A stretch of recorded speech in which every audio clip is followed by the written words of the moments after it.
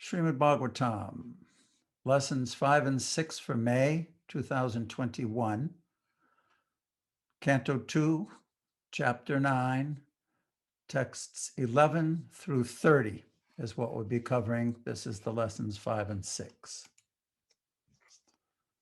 Canto 2, Chapter 9, text 11. Sukadeva Goswami describing Lord Brahma's vision. The inhabitants of the Vaikuntha planets are described as having a glowing sky bluish complexion. Their eyes resemble lotus flowers. Their dress is of yellowish color, and their bodily features very attractive. They are just the age of growing youths. They all have 4 hands. They are nicely decorated with pearl necklaces with ornamental medallions, and they all appear to be effulgent. Purport by Srila Prabhupada. The inhabitants of Vaikuntha Loka are all personalities with spiritual bodily features, not to be found in the material world. We can find the descriptions of in the revealed scriptures like Srimad Bhagavatam. Impersonal descriptions of transcendence in the scriptures indicate that the bodily features in Vaikuntha Loka are never to be seen in any part of the universe.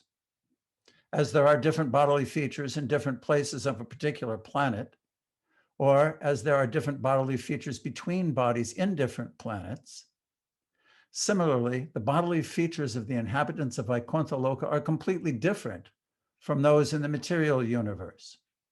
For example, the 4 hands are distinct from the 2 hands in this world. Hare Krishna. Nice to see everyone again. We'll talk about our journey later. The next one to read will be Madhurya Leela. And why don't you just read 2 verses because this one is a short one. Okay, this is 2:9:12. Some of them are effulgent like coral and diamonds in complexion and have garlands on their heads, blooming like lotus flowers, and some wear earrings. Prabhupada's purport. There are some inhabitants who have attained the liberation of Sarupya, or possessing bodily features like those of the personality Godhead. The Vaidurya diamond is especially meant for the personality of Godhead, but one who achieves the liberation of bodily qualities of the Lord is especially favored with such diamonds on his body. Might note here that these residents of Vaikuntha appear very much like Lord Narayan in bodily features. So where are the diamonds? Are they kind of studded on their bodies? Or they're wearing a diamond? I think they're wearing the diamonds. Yeah, wearing. 2:9:13. The Vaikuntha planets are also surrounded by various airplanes, all glowing and brilliantly situated. These airplanes belong to the great Mahatmas or devotees of the Lord. The ladies are as beautiful as lightning because of their celestial complexion, and all these combined together appear just like the sky, decorated with both clouds and lightning. That's purport. It appears that in the Vaikuntha planets there are also airplanes brilliantly glowing, and they are occupied by the great devotees of the Lord, with ladies of celestial beauty as brilliant as lightning. As there are airplanes, so there must be different types of carriages like airplanes, but they may not be driven machines as we have experienced in this world. Because everything is of the same nature of eternity, bliss, and knowledge, the airplanes and carriages are of the same quality as Brahman. Although there is nothing except Brahman, one should not mistakenly think that there is only void and no variegatedness. Thinking like this is due to a poor fund of knowledge. Otherwise, no one would have such a misconception of voidness in Brahman. Something came up, okay. As there are airplanes, ladies and gentlemen, so there must be cities and houses and everything else just suitable to the particular planets. One should not carry the ideas of imperfection from this world to the transcendental world, and not take into consideration the nature of the atmosphere as completely free from the influence of time, etc., as described previously. Thank you, Madhurya. you. Manvatar, could you read the next two verses, please?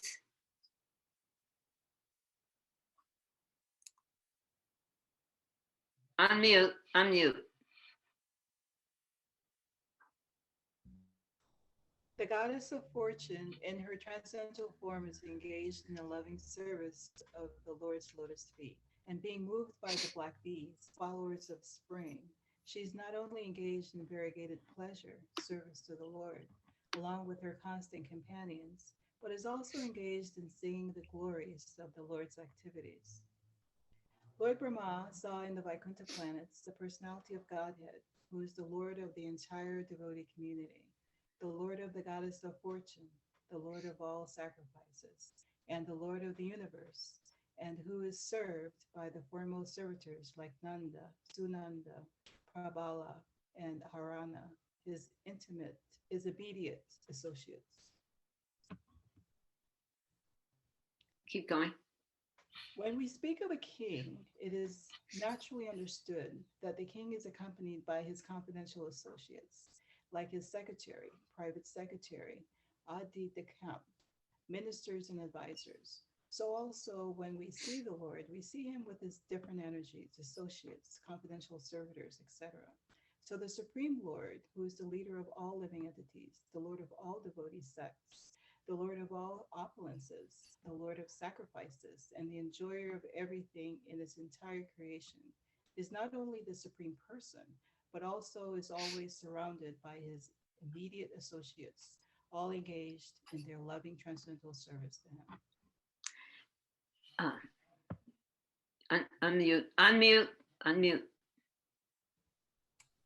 Thank you. I have a question about this. Somebody else can answer it. Lord Brahma appears to be in Vaikuntha. So did he travel there, or how is this taking place? What is the vision? He's actually seeing it so clearly that he's describing the bodily complexions, the bodily ornaments, the people, the airplanes, the atmosphere, the Lord himself. How is such clarity there?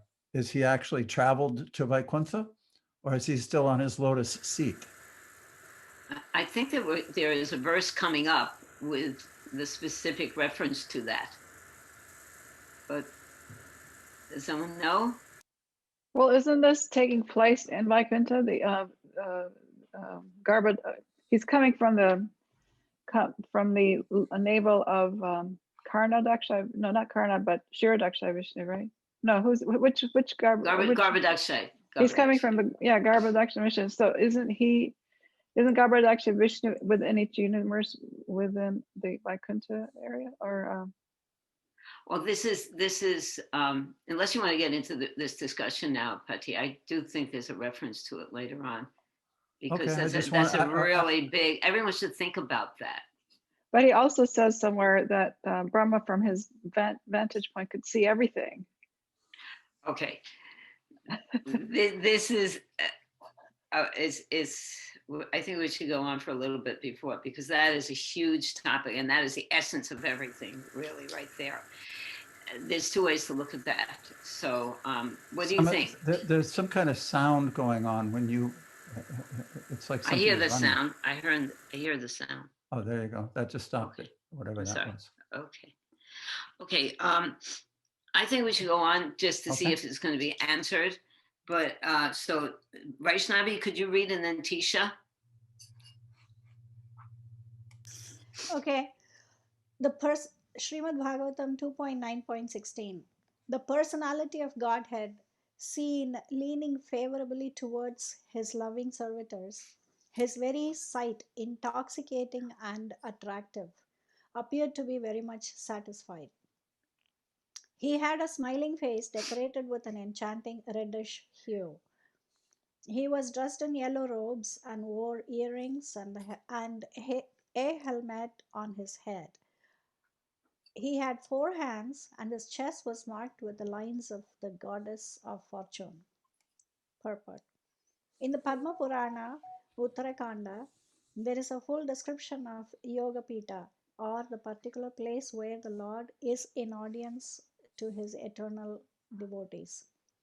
In that Yoga Pita, the personifications of religion, knowledge, opulence, and renunciation are all seated at the lotus feet of the Lord. The four Vedas, namely Rig, Sama, Yajur, and Atharva, are present there personally to advise the Lord. The 16 energies headed by Chanda are all present there. Chanda and Kumuda are the first two doorkeepers. At the middle door are the doorkeepers named Bhadra and Shubhadra, and at the last door are Jaya and Vijay. There are other doorkeepers also named Kumuda, Kumudaksha, Pundarika, Vamana, Shankukarna, Sarvanetra, Sumukha, etc. The Lord's palace is well decorated and protected by the above mentioned doorkeepers. Thank you, Vaishnavi. Patsy, do you want to just spill the beans on this? No, you said it's coming up, so that's I fine. think it But is coming up. one thing that's unique is that different people who have this same experience of Vaikuntha all corroborate one another's descriptions. It's not that one person has one idea of who is God and what he looks like and who his associates are, and another person has another view or experience, at least in this particular description. The doorkeepers are always the same personalities. We've heard about Jai and Vijay, most people, in other cantos of Srimad Bhagavatam coming up. But the name of all of them are there, the clarity of the vision. What's happening here, I will spill the beans, is that this is being revealed to Lord Brahma while he's sitting on his lotus seat. In the first verse of the Srimad Bhagavatam, we hear Tene Brahma Hidda Ya Adi Kavaye. This is all being revealed. So just like Tesham Satati Yuktanam Bhajatam Pratipurvakam Dadami Buddhi Yogam Tam Yena Mama Payanti Te Premanjana Charita Bhakti Vilochanena Sadaiva Hridayeshu Vilokayanti. Devotees who are pure devotees actually see within their heart of hearts this clarity. They see the Lord. It's not some indistinct, foggy meditation. It's actually clear, so clear that this. That would also, yeah, sorry. Go ahead. That this is a great topic. That would also indicate or make you wonder, did, like Madhurya Leela was saying, that he had the vision. He was sitting on the lotus flower, on the lotus, after having gone down the stem. And do you think he had that vision to see all the way to Vaikuntha with his physical eyes? So this is all happening somewhere else. He couldn't see all of this with his, no one can, not even Lord Brahma can see all of this with his physical eyes. So this is happening in his heart. And I know that Nanda can tell us all about Antarakash, the sky in the heart. But before we get there, Tisha, you read, and then Nanda, you read after her. I just want to make one point in our design of our course, these different courses. We read previously in the description of the Vishvarupa, the universal form, that the cerebral passages of the universal form are the verses from the Vedas. So we all have cerebral passages, a thought process, the way that we think, the way that we visualize within ourselves. And these practices of creating meditations for each one of these lessons that we're studying are following Sukadev Goswami's suggested path of clarifying our consciousness over time. It's a meditation practice. It's learning how to meditate so that we can have this kind of perception, hopefully one day. Just thought I'd share that. Thank you. Okay, Tisha. 2:19, verse 17. The Lord was seated on his throne and was surrounded by different energies like before, the 16, the 5, and the 6 natural opulences, along with other insignificant energies of the temporary character. But he was the factual supreme Lord enjoying his own abode. Purport. The Lord is naturally endowed with his 6 opulences. Specifically, he is the richest, he is the most powerful, he is the most famous, he is the most beautiful, he is the greatest in knowledge, and he is the greatest renouncer as well. And for his material creative energies, he is served by 4, namely the principles of Prakriti, Purusha, Mahatattva, and ego. He is also served by the 16, namely the 5 elements, earth, water, air, fire, and sky, the 5 perceptive sense organs, the eye, ear, nose, tongue, and skin, the 5 working sense organs, the hand, the leg, the stomach, the evacuation outlet, and the genitals, and the mind. The 5 includes the sense objects, namely form, taste, smell, sound, and touch. All these 25 items serve the Lord in the material creation, and all of them are personally present to serve the Lord. The insignificant opulences numbering 8, the Ashta siddhis, attained by yogis for temporary overlordship, are also under his control. He is naturally full with all such powers without any effort, and therefore he is the Supreme Lord. The living being, by severe penance and performance of bodily exercises, can temporarily attain some wonderful power, but that does not make him the Supreme Lord. The Supreme Lord, by his own potency, is unlimitedly more powerful than any yogi. He is unlimitedly more learned than any jnani. He is unlimitedly richer than any wealthy person. He is unlimitedly more beautiful than any beautiful living being. And he is unlimitedly more charitable than any philanthropist. He is above all. No one is equal to or greater than him, nor can anyone reach his level of perfection in any of the above powers by any amount of penance or yogic demonstrations. The yogis are dependent on his mercy. Out of his immensely charitable disposition, he can award some temporary powers to the yogis because of the yogis' hankering after them. But to his unalloyed devotees who do not want anything from the Lord save and accept his transcendental service, the Lord is so pleased that he gives himself in exchange for unalloyed service. Thank you, Tisha. What do you think that means? That purport for me is very just very moving, because to think about the entirety of something is the mind just can't really grasp all the beauty, all of the wealth. It's like impossible to think about all of it is Krishna, and that just it inside of me makes me love and just love Krishna. Good. And why worship anyone else, since Right. he is the source of everything? Thank you. Does anyone else have something to say about that purport? Okay, let's go on with Nandaji. Could you read the next purport, the verse and purport? Yeah, Srimad Bhagavatam 2:9-18. Lord Brahma, thus seeing the personality of Godhead in his fullness, was overwhelmed with joy within his heart. And thus, in full transcendental love and ecstasy, his eyes filled with tears of love. He thus bowed down before the Lord. That is the way of the highest perfection for the living being, Paramahamsa. Excerpts from the purport. In the beginning of Srimad Bhagavatam, it is stated that this great literature is meant for the Paramahamsas. Paramo Nirmat Saranam Satam. That means the Srimad Bhagavatam is meant for persons completely free from malice. In the conditioned life, the malicious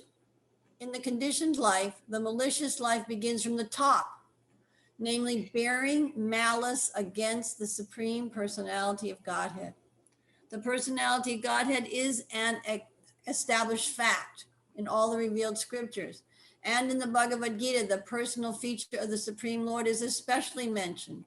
So much so that the last portion of the great literature has emphatically stressed that one should surrender unto the personality of Godhead to be saved from the miseries of life. Unfortunately, persons with impious backgrounds do not believe in the personality of Godhead, and everyone wants to become God himself without any qualification. This bhakti yoga begins if a person has the firm conviction that simply discharging devotional service to the Lord in full transcendental love can elevate him to the highest perfectional stage of life. One should hear such discourses from a person, Bhagavatam, and not from a professional man or from the karmi, jnani, or yogi.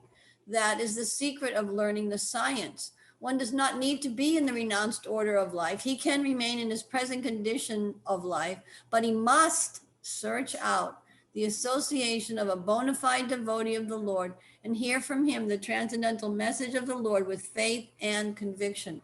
That is the path of the Paramahamsa recommended herein. Amongst various holy names of the Lord, he is also called Ajita, or one who can never be conquered by anyone else.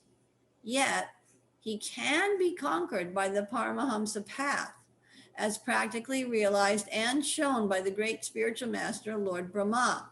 Lord Brahma has personally recommended this Paramahamsa Pantha in his own words as follows. Lord Brahma said, quote, "My Lord, O my Lord Krishna, a devotee who abandons the path of empiric philosophical speculation aimed at merging in the existence of the Supreme Lord and engages himself in hearing your glories and activities from a bona fide sadhu or saint, and who lives an honest life in the occupational engagement of his social life, can conquer your sympathy and mercy, even though you are Ajita, unconquerable." Bhagavatam 10:14-3.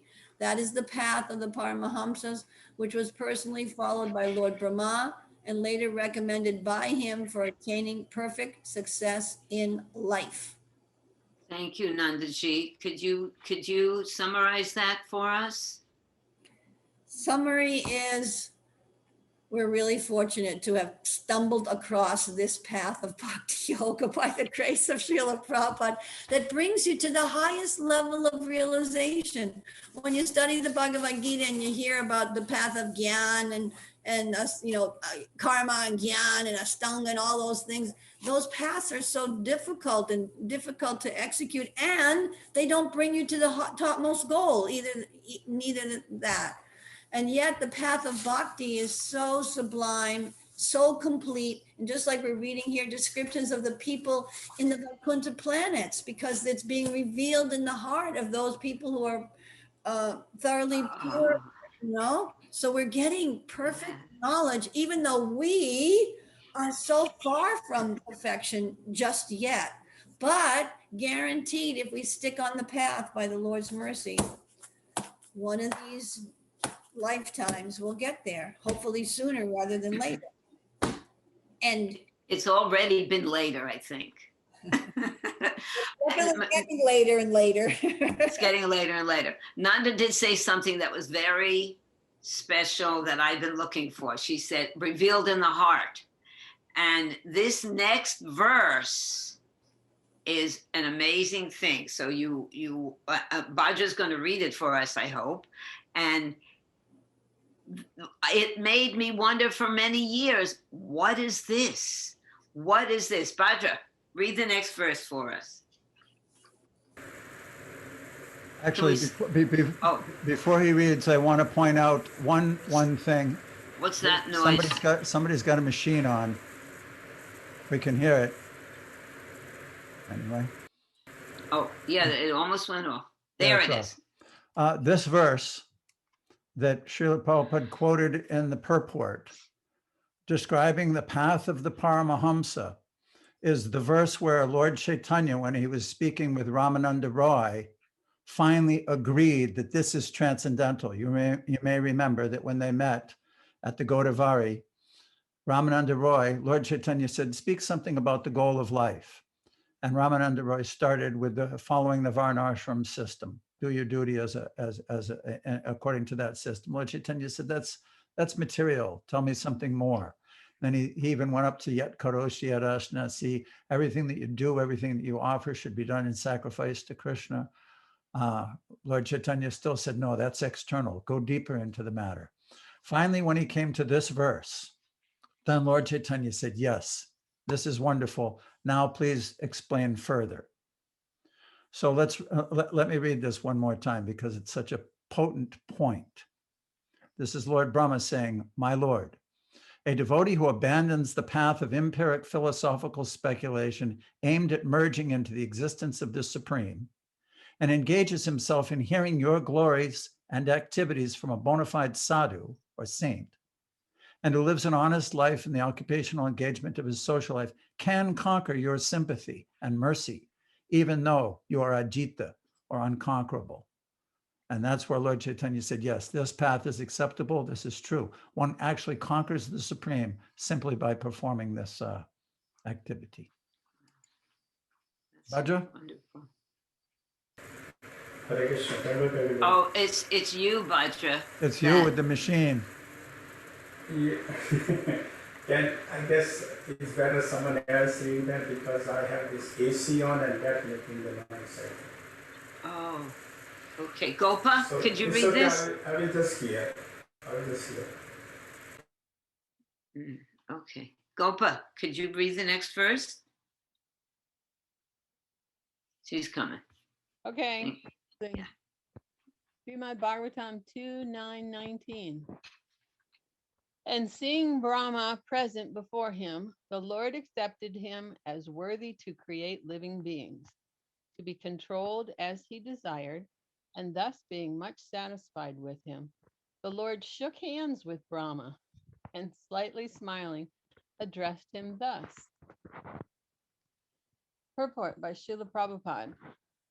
The creation of the material world is not blind or accidental. The living entities who are ever conditioned or nitya baddha are thus given a chance for liberation under the guidance of his own representative. Like Brahma, the Lord instructs Brahma in Vedic knowledge in order to diffuse this knowledge to the conditioned souls.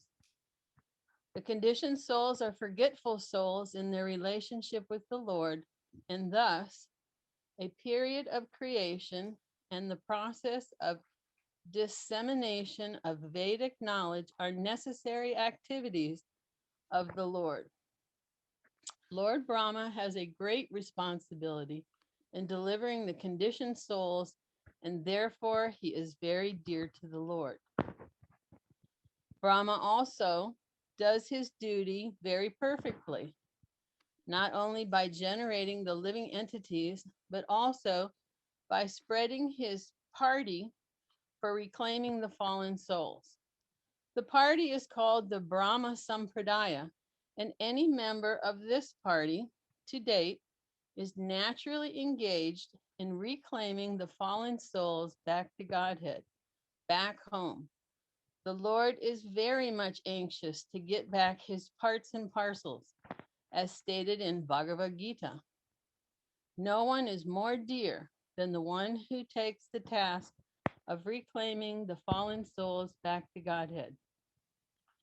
Anyone, however, preaching the mission of the Lord in the line of the Brahma Sampradaya is always dear to the Lord, and the Lord, being satisfied with such a preacher of the authorized bhakti cult, shakes hands with him in great satisfaction. Okay. Now you got to explain that. Oh, we're not even finished with the purport. Oh, are we? Okay, you want to finish does that keep going on, the purport? I can't hear you. I don't know. That's the end. Sorry. Oh, that's the end. Gopa, can you explain what that means? Shake hands with Krishna. Was Brahma like all of a sudden he left the lotus flower and shook hands with him? Did Krishna appear to him? How did that happen? Where did that happen? In his heart? Okay, I think so. I think is as my husband said, the first verse of the Bhagavatam talks about the heart. Mhm. This is all happening in the heart of a pure living entity, and Wish it was happening in my heart. I'm sure you are such a preacher. I'm sure it is happening in your heart. Okay, so does anyone Well- else have something to say? Go on. This shaking of hands, it's not how we traditionally think of it in the Western culture, shaking hands with somebody.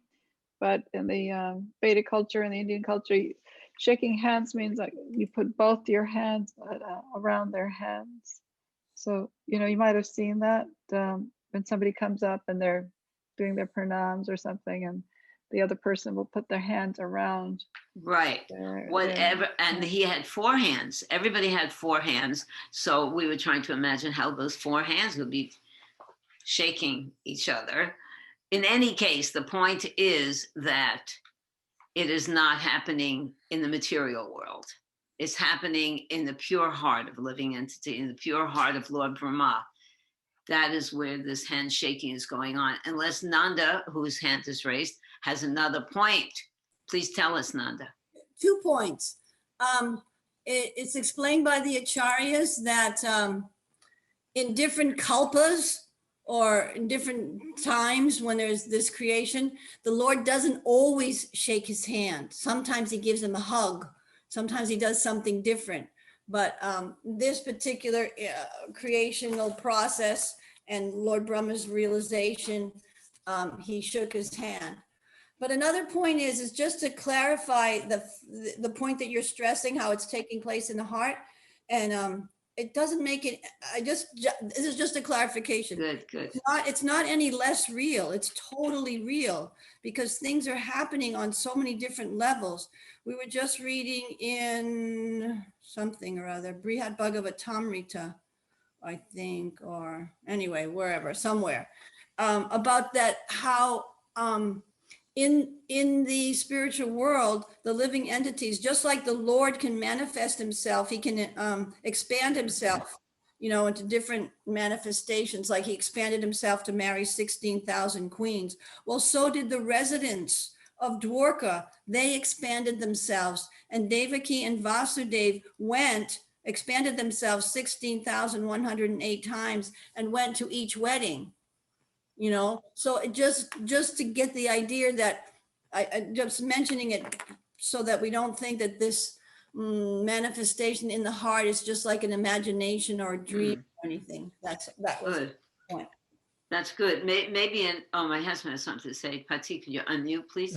Yeah, one point on that Srila Prabhupada explains, not sure where, I'd have to look it up, but just like television, a television can broadcast events all over the globe, and like a sporting event or a entertainment of some sort, theater, live performance or speech or something, and that camera and mechanics, the gross material mechanics, can use the subtle airwaves and satellite technology and microwaves and expand and broadcast that vision, that event, to everyone who's watching their material instrument. And Srila Prabhupada explains that the process is gross in the material world, but it's the same basic principle, that the function of the heart, the function of spirit, can actually perceive the personality of Godhead and his pastimes through a similar heart's transmission of these waves, vibrations. Thank you. The heart is like the receiver. It's the receiver, just like we see these microwave towers everywhere. The heart, it can be, when purified, a receiver. It is not imagination, as Nanda has stressed. And also, we should understand that not everything that goes on in the heart is in the spiritual realm. Because here we are in the material world, physically and mentally, to a great extent, until we become purified through following the cyclic succession and taking strictly the path of bhakti yoga. Then one can become qualified to see these things in his heart or in her heart. It's not that we shouldn't mistake it as imagination, and we shouldn't think that whatever concoction we're having in our heart, that's the spiritual world. So both have to be there, and the only way we can remain free of these both mistakes is by hearing from the pure devotee and following. Of course, hearing means following the instructions. Okay. So we can go on now. Karna, are you able to read? No. Oh, okay. We have a list of people who can't read, but they're hearing. Ian, can you read? Are you there? Can you read? Yeah, I'm here. Can you hear me? Yes, I can. Okay. So 2:9:20. The beautiful personality of Godhead addressed Lord Brahma. O Brahma, impregnated with the Vedas, I am very much pleased with your long accumulated penance with the desire for creation. Hardly am I pleased with the pseudo mystics. Purport. There are two kinds of penance, one for sense gratification, the other for self-realization. There are many pseudo mystics who undergo severe penances for their own satisfaction, and there are others who undergo severe penances for the satisfaction of the senses of the Lord. For example, penances undertaken to discover nuclear weapons will never satisfy the Lord, because such a penance is never satisfactory. By nature's own way, everyone has to meet death. And if such a process of death is accelerated by anyone's penances, there is no satisfaction for the Lord. Lord wants every one of his parts and parcels to attain eternal life and bliss by coming home to Godhead. And the whole material creation is meant for that objective. Brahma underwent severe penances for that purpose, namely to regulate the process of creation so the Lord might be satisfied. Therefore, the Lord was very pleased with him, and for this Brahma was impregnated with Vedic knowledge. The ultimate purpose of Vedic knowledge is to know the Lord and not to misuse the knowledge of any other purposes. Those who do not utilize Vedic knowledge for that purpose are known as Kuta yogis or pseudo transcendentalists who spoil their lives with ulterior motives. Thank you, Ian. Can you say something about penance and how penance is? We read in previous verses, Krishna himself is saying that penance, he is penance. Penance is so important. Even tapa, the first words that were heard by Lord Brahma, penance. What is, yeah, go on. It seems that for you to achieve anything worthwhile in life, there must be penance. Materially and spiritually. And spiritually, yes, there has to be some sort of that sort of penance. It is said that if you want good, you have to have your nose run. That's a saying. If you want good, you have to have your nose running. Oh, okay. Yes. That's so there must be, yes. I see. Very good. That's an interesting example. Yeah. So penance, and if we have to perform penance for everything. Whatever we want to achieve, we have to perform. Why not perform penance for the sake of Krishna? We're going to have to perform penance anyway. Okay. So why not perform penance that will give us an eternal result? Yes. Right. Thank you. Haribol. Is Nani from Gainesville there? This is a new name that I haven't seen before. Nani from Gainesville. Okay. If you're there, you have to unmute. We can't hear you. Okay. Nani, we'll come back to you. How about Rao? Rao? Nani's not here. Oh, Nani's not here. Is Rao here? I see his name. Yeah. Well, let's give him 1 minute, second. Okay, if not, we can, well, Madhurya Leela, if you would like to read the next verse. Go on, Madhurya. Okay. Let's see. So 2:9:21. If you wish, I wish you good luck, O Brahma. You may ask for me, the giver of all benediction, all that you may desire. You may know that the ultimate benediction as a result of all penances is to see me by realization. Report. The ultimate realization of the supreme truth is knowing and seeing face to face the personality of Godhead. Realization of the impersonal Brahman and localized Paramatma features of the personality of Godhead is not ultimate realization. When one realizes the Supreme Lord, one does not struggle hard to perform such penances. The next stage of life is to discharge devotional service to the Lord, just to satisfy Him. In other words,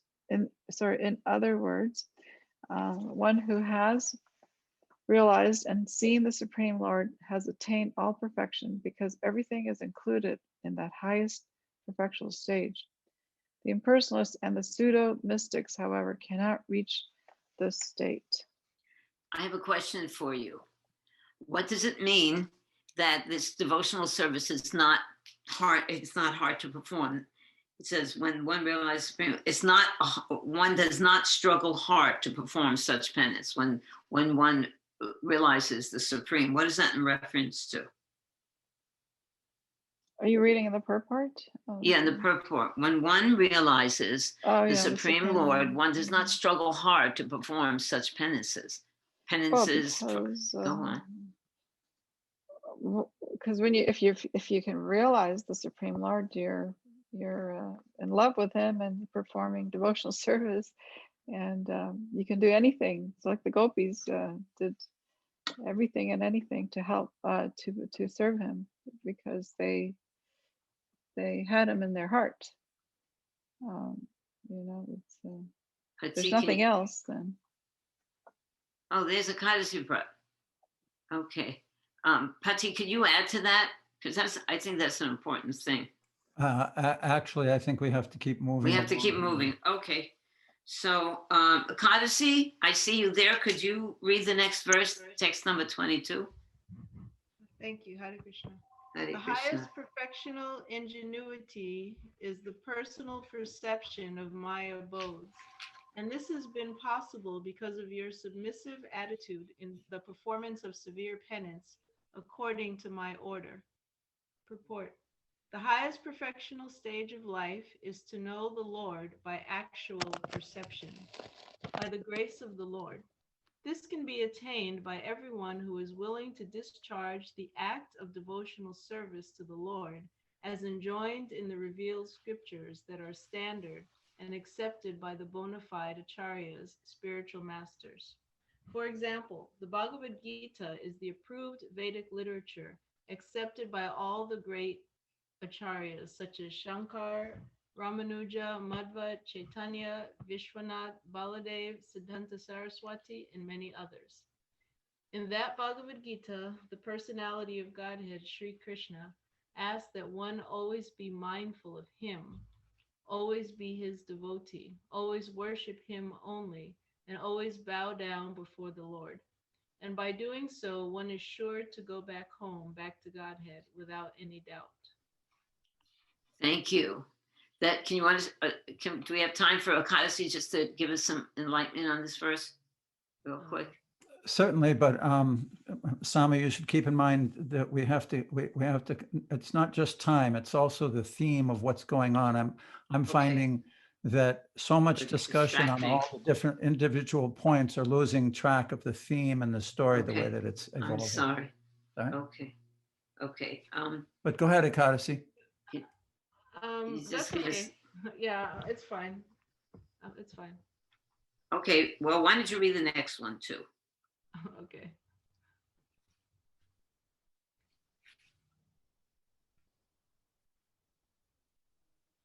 To 9:23. O sinless Brahma, you may know from me that it was I who first ordered you to undergo penance when you were perplexed in your duty.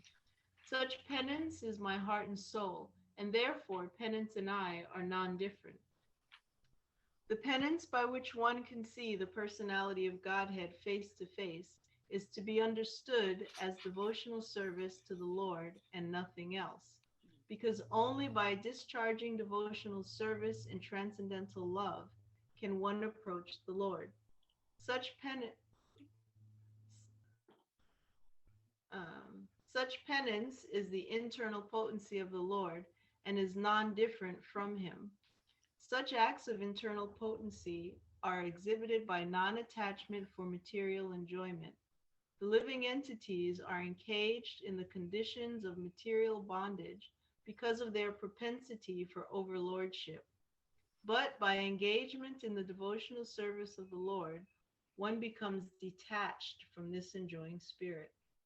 The devotees automatically become detached from worldly enjoyment, and this detachment is the result of perfect knowledge. Therefore, the penance of devotional service includes knowledge and detachment, and that is the manifestation of the transcendental potency. Go on. One You can. cannot enjoy material illusory prosperity if he desires to return home back to Godhead. One who has no information of the transcendental bliss in the association of the Lord foolishly desires to enjoy this temporary material happiness. In the Chaitanya Charitamrita, it is said that if someone sincerely wants to see the Lord and at the same time wants to enjoy this material world, he is considered to be a fool only. One who wants to remain here in the material world for material enjoyment has no business entering into the eternal kingdom of God. The Lord favors such a foolish devotee by snatching all that he may possess in the material world. If such a foolish devotee of the Lord tries to recoup his position, then the merciful Lord again snatches away all that he may have possessed. By such repeated failures in material prosperity, he becomes very unpopular with his family members and friends. In the material world, the family members and friends honor persons who are very successful in accumulating wealth by any means. The foolish devotee of the Lord is thus put into forcible penance by the grace of the Lord, and at the end, the devotee becomes perfectly happy, being engaged in the service of the Lord. Therefore, penance in devotional service of the Lord, either by voluntary submission or by being forced by the Lord, is necessary for attaining perfection, and thus such penance is the internal potency of the Lord. Well, that says it all pretty much. I'm very excited about these purports about penance, because it gives us encouragement. Mambatara, could you read the next verse?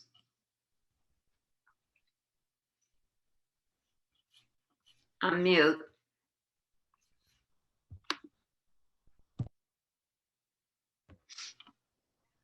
I create this cosmos by successful. I can't see it from there. I create this cosmos by such penance. I maintain it by the same energy, and I withdraw it all by the same energy. Therefore, the potential power is penance only.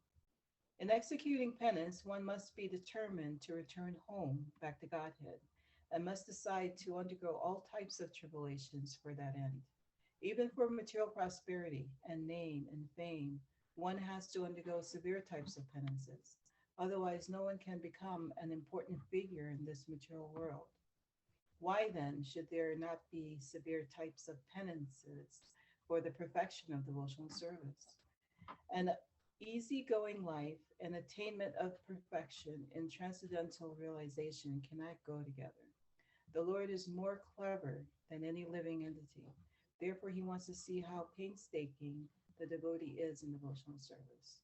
The order is received from the Lord, either directly or through the bona fide spiritual master. And to execute that order, however painstaking, is a severe type of penance. One who follows the principle rigidly is sure to achieve success in maintaining the Lord's mercy.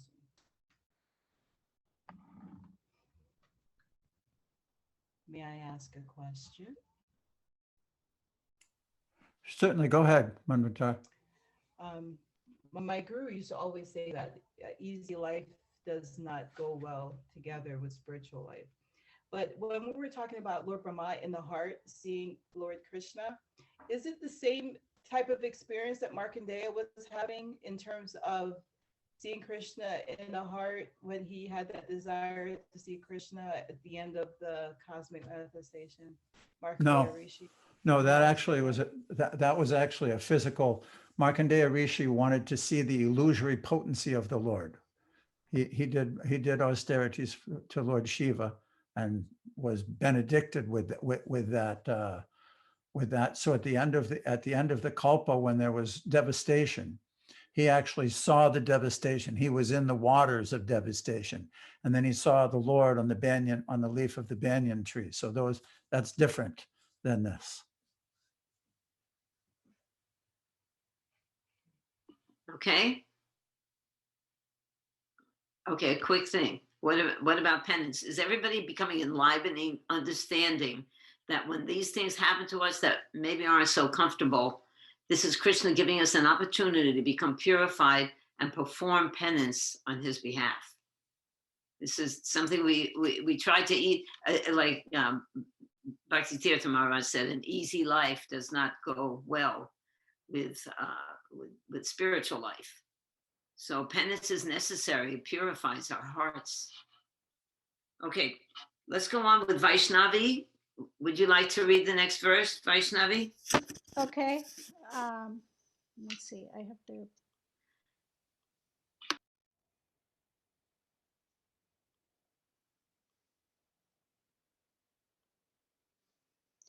Srimad Bhagavatam 2.9.25. Lord Brahma said, O personality of Godhead, you are situated in every living entity's heart as the supreme director, and therefore you are aware of all endeavors by your superior intelligence without any hindrance whatsoever. Purport. The impersonalists recommend that one should become desireless, and others recommend banishing desires altogether. That is impossible. No one can banish desires altogether because desiring is the living symptom. Without having desires, a living entity would be dead, which he is not. Therefore, living conditions and desires go together. Perfection of desires may be achieved. When one desires to serve the Lord also desires that every living entity banish all personal desires and cooperate with his desires. That is the last instruction of Bhagavad Gita. Brahmaji agreed to this proposal, and therefore he is given the responsible post of creating generations in the vacant universe.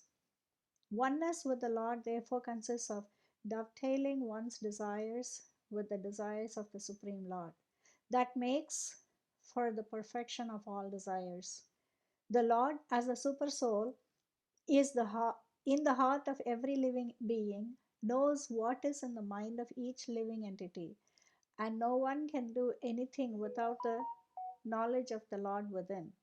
By his superior intelligence, the Lord gives everyone the chance to fulfill his desires to the fullest extent, and the resultant reaction is also awarded by the Lord. Okay, thank you. Tisha, could you read the next verse? And Patsy? Yeah, just wanted to make a point that I try to keep everybody kind of attuned to. We've changed speakers. Previously, it was Lord Krishna who was speaking. He was expressing his appreciation for Brahma's penance, and explaining to him that by your penance, now you've gotten the reward. You've seen me. I've revealed myself, and now you should. Now I will instruct you how to perform your duty of creation. And now Lord Brahma is speaking. Just pointing that out. So next verse. Tisha? Okay. 2:9, 26 and 27. In spite of that, my Lord, I am praying to you to kindly fulfill my desire. May I please be informed how, in spite of your transcendental form, you assume the mundane form, although you have no such form at all. And please inform me how you, by your own self, manifest different energies for annihilation, generation, acceptance, and maintenance by combination and permutation. Purport. The whole manifestation is the Lord himself by diffusion of his different energies only, namely the internal, external, and marginal, just as the sunlight is the manifestation of the energy of the sun planet. Such energy is simultaneously one with and different from the Lord, just as the sunshine is simultaneously one with and different from the sun planet. The energies are acting by combination and permutation by the indication of the Lord, and the acting agents like Brahma, Vishnu, and Shiva are also different incarnations of the Lord. In other words, there is nothing but the Lord, and still the Lord is different from all such manifestive activities. How it is so will be explained later on. Thank you, Tisha. Is there anyone who has not read? Trying to keep a handle on this, but okay. Badra, do you think you could try it again with maybe keeping the AC a little low or not on for the moment? Are you there? Okay. If not, Gopa, could you read this verse? Okay. Yeah, wait a minute. Badra was there. He was just muted. Okay, go back. You'll read the next one. Go. Badra, are you there? I am here, but let someone else read because still the AC is giving the noise. Well, it seems lower. Okay, so you want me to read? Yes. What? Is that all right? 28? That Yes. was everything. 28? Yes. Okay, Hare Krishna. O Master of all energies, please tell me philosophically all about them. You play like a spider that covers itself by its own energy, and your determination is infallible. By the inconceivable energy of the Lord, every creative element has its own potencies, known as the potency of the element, potency of the knowledge, the potency of different actions and reactions. By a combination of such potencies of the Lord, that is the manifestation of creation, maintenance, and annihilation in due course of time, and by different agents like Brahma, Vishnu, and Maheshwar. Brahma creates, Vishnu maintains, and Lord Shiva destroys. But all such agents and creative energies are emanations from the Lord, and as such, there is nothing except the Lord, or the Lord, or one supreme source of different parasites. The exact example is the spider and spider's web. Web is created by the spider and is maintained by the spider. As soon as the spider lies, the whole thing is bound up within the spider. The spider is covered within the web. If an insignificant spider is so powerful as to act according to his will, why can't the Supreme Being act by Supreme Will in the creations, maintenance, and destruction of conscious manifestation? By the grace of the Lord, a devotee like Brahma, or one in his chain of visible succession, can understand the Almighty Personality of Godhead, eternally engaged in his transcendental pastimes in the region of different keys. Thank you. Thank you, Badraji. Gopa, why don't you read the next one? And after Gopa, Nanda, if you can read the last verse. Okay. Srimad Bhagavatam 2:9-29. Please tell me so that I may be taught in the matter by the instruction of the personality of Godhead, and may thus act instrumentally to generate living entities without being conditioned by such activities. Purport by Srila Prabhupada. Brahmaji does not want to become a speculator dependent on the strength of his personal knowledge and conditioned to material bondage. Everyone should know in clear consciousness that one is in the execution of all activities an instrument. A conditioned soul is instrumental in the hands of the external energy, gunamayi maya, or the illusory energy of the Lord. And in the liberated stage, the living entity is instrumental to the will of the personality of Godhead directly. To be instrumental to the direct will of the Lord is the natural constitutional position of the living entity, whereas to be an instrument in the hands of the illusory energy of the Lord is material bondage for the living entity. In that conditioned state, the living entity speculates on the absolute truth and his different activities. But in the unconditional stage, the living entity directly receives knowledge from the Lord, and such a liberated soul acts flawlessly without any speculative habit. The Bhagavad Gita 10:10-11 confirms emphatically that the pure devotees who are constantly engaged in the loving transcendental service of the Lord and are directly advised by the Lord, so much so that the devotee unwaveringly makes progress on the path home back to Godhead. Pure devotees of the Lord are therefore not proud of their definite progress, whereas the non-devotee speculator is in the darkness of illusory energy and is very much proud of his misleading knowledge, based on speculation without any definite path. Lord Brahma wanted to be saved from that pitfall of pride, although he was posted in the most exalted position within the universe. So can you sum up real quick? How is it that one can engage in activities without being conditioned by those activities? Well, you don't want to do it for yourself. You want to do it for Krishna, the Lord. And if Go on, you're doing great. That's true. That's exactly the point. It becomes transcendental when you do it for Krishna. yeah, Simple. when you consider yourself the instrument, you're not the doer. You go out yourself. You know, oh, I'm going to go out. I'm going to do this. I'm going to do that. Smash. Right. But if you beg, please, my dear Lord, how can I serve you? Please help me in the execution of this service. Then it's like, you know, the parting of the, well, not the Red Sea, but you know, it gets helpful. Thank you. That's perfect. You speak like one with knowledge that this has happened. Vivian. Well, it's a typical thing for Sankirtan. If you go out on Sankirtan and you think, oh, I'm going out, I'm going to do really good. I'm going to do really big. Nah. Oh, yeah, that's true. You get smashed. But if you go out and you try, oh, please, Lord, send me someone who wants this book, you know? That's perfect. Thank you, Gopa. Nanda, can you read the last verse? Yes. Second Canto 9th chapter, verse number 30.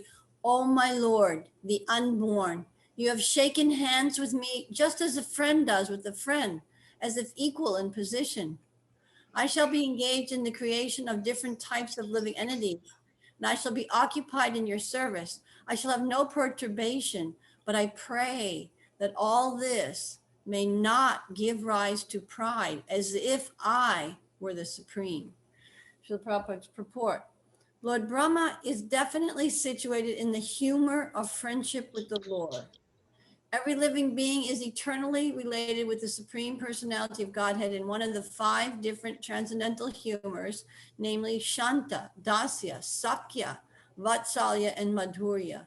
We have already discussed these 5 kinds of humors in relationship with the Supreme Personality of Godhead.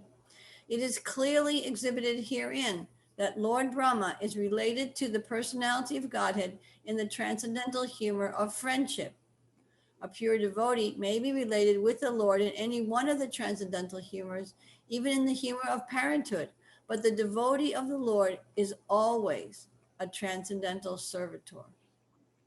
No one is equal to or greater than the Lord. That is the version of the Bhagavad Gita. Brahmaji, although eternally related with the Lord in the transcendental humor of friendship, And although entrusted with the most exalted post of creating different grades of living entities, is still conscious of his position, that he is neither the Supreme Lord nor supremely powerful.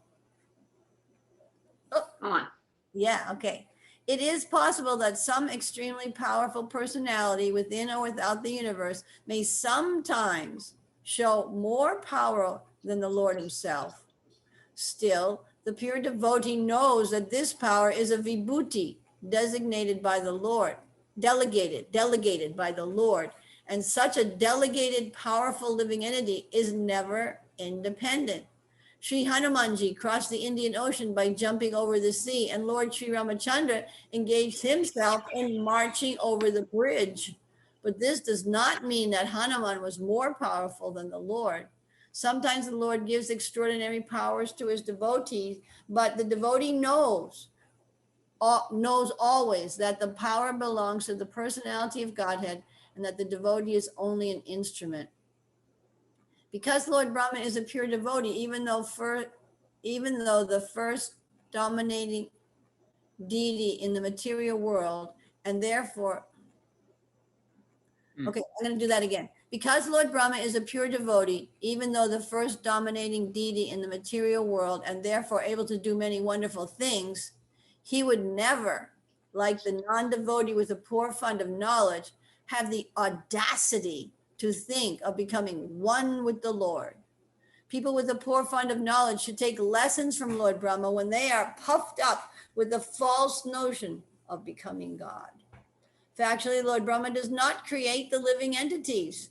In the beginning of the creation, he is empowered to give different bodily shapes to the living entities, according to their work during the last millennium. Brahmaji's duty is just to wake the living entities from their slumber and to engage them in their proper duty. The different grades of living entities are not created by Brahmaji by his capricious whims, but he is entrusted with the task of giving the living entities different grades of body so that they can work accordingly. And still, he is conscious that he is only instrumental, so that he may not think of himself as the supreme powerful Lord. Devotees of the Lord are engaged in the specific duty offered by the Lord, and such duties are successfully carried out without hindrance because they are ordained by the Lord. The credit of success goes not to the doer, but to the Lord. Thank you, Nandaji. And there you have it. That's very profound. Does anyone have something to add or any questions? This is probably the best time to ask. And Pati, do you have something Just to that, add? Oh, Madhurya. just that last purport that Nanda read, that at the very end, it said, let's see, it said the different grades of living entities are not created by Brahmaji, by his capricious whims, but he is entrusted with the task of giving the living entities different grades of body so that they can work accordingly. So my understanding is that then Brahma creates all these different grades of living entities, but it's actually, Yamaraj through our karmic karma that living entities get the body they do get, right? Is that how it is? I think so. Pati? Yes, exactly what it is. Yeah, Even Lord sure. Brahma himself, there was a previous, when we were out on, we were not online for a while, as everyone knows. And Pritam Day had written a forum post that it didn't get a chance to respond to, saying that Brahma was a pure devotee. Brahma became a pure devotee. When he appeared in his body as Brahma, that also was due to that living entity's previous impressions. What happens at the end of the creation, when everything merges back into Karnadakshay Vishnu, all the living entities go back in. And even at the end of a kalpa, at the end of Brahma's day, there's a partial devastation. Almost the whole thing gets devastated, and all the living entities go back into the body of Vishnu with their karmic reactions, their desires, and their impressions still present in that subtle body which covers the soul.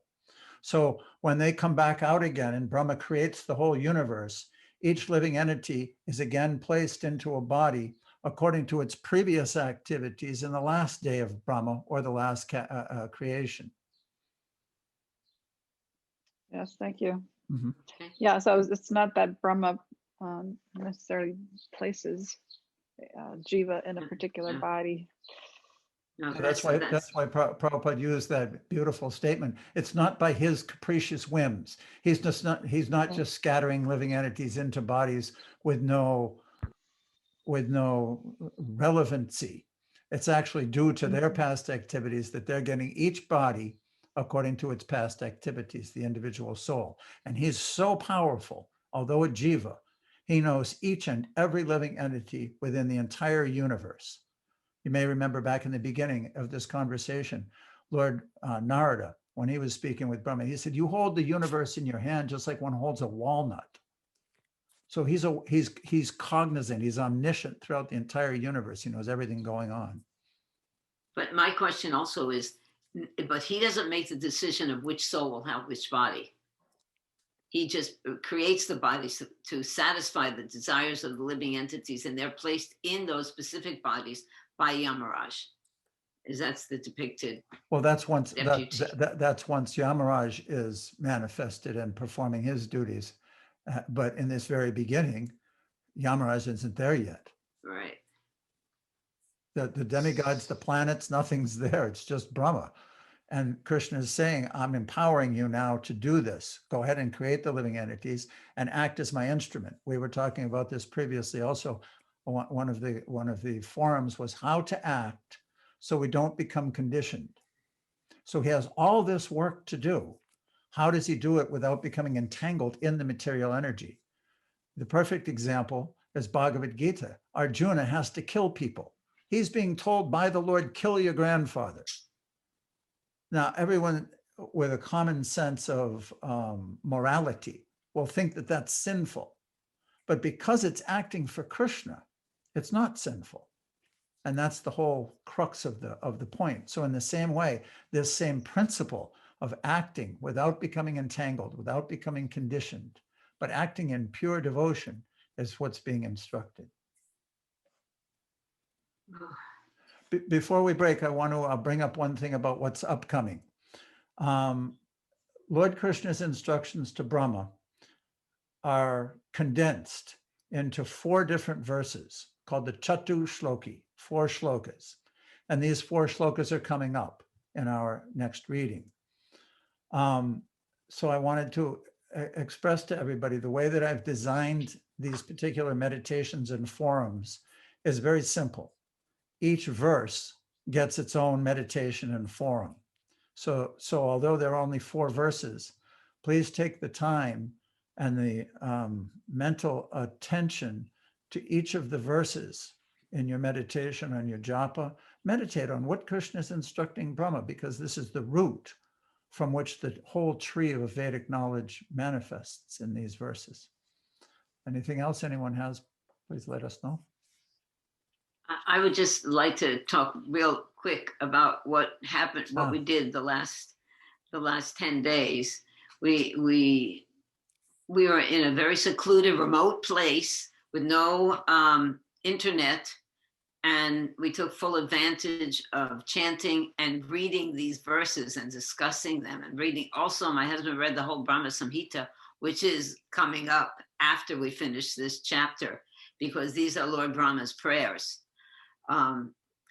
You know, sometimes it's very important to take an opportunity in your life to actually withdraw from society and go deep into this spiritual practice. Ultimately, that's what we have to do, but it's very wonderful when we act upon that, when we take advantage of different opportunities that Krishna gives us to develop our relationship with chanting the holy name and reading the Bhagavatam, because these are the 2 basic principles that are keeping our spiritual life alive. So we had an opportunity to do that. It was very wonderful. That actually gives me an opportunity to suggest to everyone that if you like the physical book, you should somehow or other get a hold of the Brahma Samhita. there are different outlets and different things. And what we'll do, it's not actually at the end of this chapter. The last chapter of Bhagavatam we'll study in June. And then in July, during the month of July, we'll study the entire Brahma Samhita. So if you want to have the book handy for studying, otherwise it is online. We'll have that. We'll have all that in the course materials. But a lot of people like a physical book. You might want to prepare by getting that book somehow before we actually study it. Also, one more thing, Karna wrote a beautiful forum, and I wasn't able to read any of these things, but that one somehow or another, she was worried that she spelled a word wrong, which was insignificant because I don't know if you've read it. It was so wonderfully comparing everything that Prabhupada said to wonderful slogans that he created. So, and it was simply wonderful, that's for sure. Thank you for writing that. Thank you very much. Hare Krishna. Okay, Patsy, is that it for now? Thank you all for coming back. And because we were the wandering travelers, that's for sure.